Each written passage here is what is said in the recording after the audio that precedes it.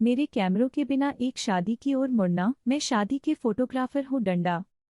मैं वास्तव में आज गड़बड़ कर दिया, लेकिन किसी को भी जाने के बिना इसे वापस खींचने में कामयाब रहा। मैं 8 से अधिक वर्षों के लिए एक पेशेवर शादी के फोटोग्राफर रहा हूँ और यह मेरा सबसे खराब पेंच है। कल शुक्रवार मेरे पास 5 घंटे की छाती का टैटू बुक किया गया था, जो थोड़ा ऊपर था।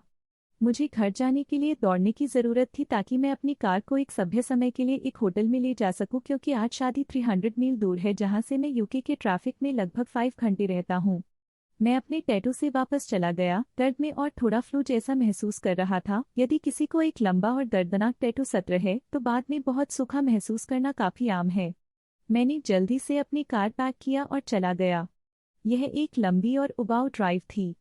इसे बंद करने के लिए यहाँ ब्रिटेन में एक पेट्रोल की कमी है, इसलिए कारों को फिर से भरने के लिए कतारें 30 मिनट से अधिक हैं और कीमतें बढ़ती हैं। मैं अपने होटल में 10 PM पर पहुंचता हूं, जो वास्तव में थका हुआ महसूस करता है और बल्कि खूनी होने के कारण अपने टैटू को अभी तक धोने का समय नहीं था। इसके शीर्ष पर मेरा गला चोट लगने लगा है, जिसका अर्थ हमेशा एक सिर को ठंडा करना है। चिंता न करें, मैं बस सो सकता हूँ। नहीं। अपनी कार को अनपैक करते हुए मुझे एहसास हुआ कि मैं सबसे महत्वपूर्ण बैग भूल गया हूँ, मेरा कैमरा बैग। मेरे पास बैग पाने के लिए 5 घंटे 300 मील घर वापस जाने के लिए कोई विकल्प नहीं था। मेरे सतनव ने मुझे बताया कि जब तक मैं घर नहीं गया तब तक यह 3 बजे होगा, जो मुझे एहसास हुआ था कि मैं सुबह 8 बजे अपने होटल में वापस आऊंगा। एक शादी के लिए मुझे सुबह 9 बजे होना था। तो बिल्कुल नींद नहीं, एक गले में छाती, एक गला जो अब ऐसा लगता है कि मैं रेजर ब्लेड को निगल रहा हूँ। वे कुछ तापमान मुझे कांपने के लिए प्रेरित कर रहा हूँ। मैं यहाँ अपने कैमरों के साथ शादी में खड़ा हूँ, अविश्वसनीय रूप से नाजुक और आश्चर्यचकित है कि मैंने जो दर्द की दवा ली है वह कुछ भी नहीं कर रही है। मैं होटल के कमरे के लिए भुगतान करने के लिए और अपनी कार के लिए 900 मील की दूरी पर ईंधन के कारण कम पैसे के साथ यहाँ खड़ा हूँ, और काफी निश्चित रूप से मैंने कुछ स्पीड कैमरों को बंद कर दिया। बहुत लंबा नहीं पढ़ा। एक शादी के लिए कैमरों को भूल गए, जिसका अर्थ है कि मुझे उन्हें पाने के लिए पूरी रात ड्राइव करना पड़ा।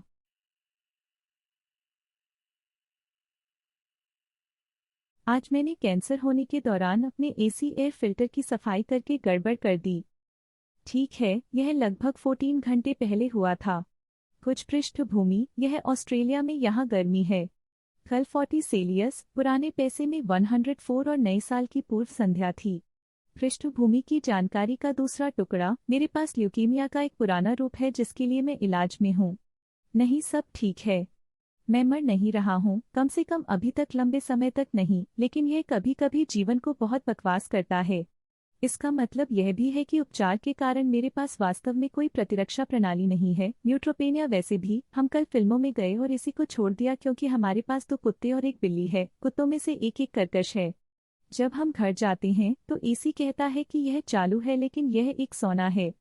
हस्की पहनने के लिए थोड़ा बुरा लग रहा है। मैं मुख्य इकाई पर जांच करने के लिए बाहर जाता हूं और नोटिस करता हूं कि मोटर और पाइप सभी पर आइस्ड हैं। मुझे लगता है कि यह अंदर का फिल्टर होना चाहिए, लेकिन निश्चित रूप से नहीं। हम सिर्फ इस घर में चले गए और यह निरीक्षण चेकलिस्ट पर ध्यान दिया गया कि फिल्टर को बदल दिया गया था। निश्चित रूप से फिल्टर काला है। मैंने इसे प्रकाश तक रखा और कोई प्रकाश चमक नहीं। समस्या हल हो गई। इस बुरे लड़के को साफ करें, यूनिट को डीफ्रॉस्ट और प्रेस्टो की प्रतीक्षा करें। हमारे पास फिर से एसी होगा।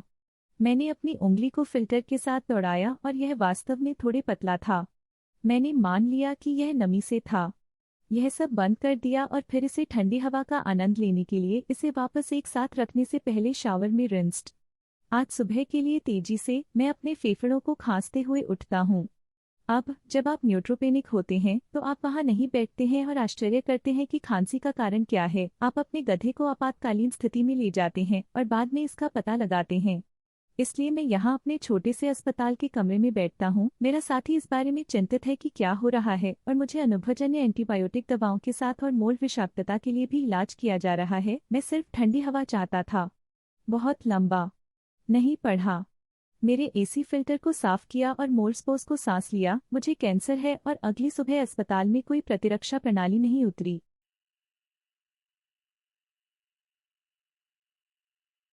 आज मैंने अपने कुत्ते को एक रास्पबेरी देकर गड़बड़ कर दी। यह वास्तव में कल रात हुआ था, लेकिन हम अभी भी 24 घंटे की खिड़की के भीतर हैं। तो कल रात मैं अपने पिल्ले के साथ लेटा हुआ था और मैं शुभरात्रि को चूम रहा था जब मेरी ब्लैक लैब मिक्स उसके रात के पेट रगड़ के लिए लुढ़क गया। वह लगभग 9 है और सबसे प्यारी, सबसे अच्छी तरह से व्यवहार किया जाता है और डॉक्टर डॉग। इसलिए द बलीज के एक अच्छे रूबिन के बाद मैंने अपना सिर उसकी छाती पर रख दिया और यहाँ मैं गड़बड़ कर दिया।